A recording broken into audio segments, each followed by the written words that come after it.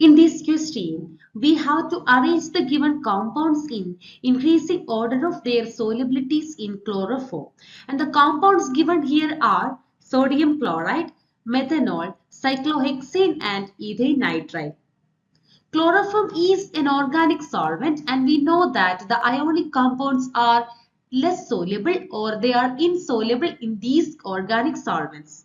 But among covalent compounds, they will be comparatively soluble in organic solvents, but their solubility will decreases with increase in their polarity.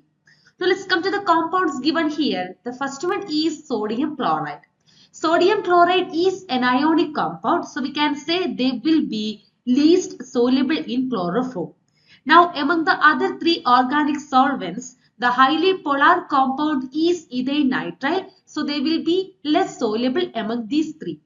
And the least polar compound is cyclohexane, so it is highly soluble in chloroform. Now we can arrange these compounds in increasing order of their solubility in chloroform. That is, sodium chloride is least soluble, then ethyl nitrile, then methanol, and the highly soluble compound will be cyclohexane, which has the least polarity. So from these options, the correct answer is option B.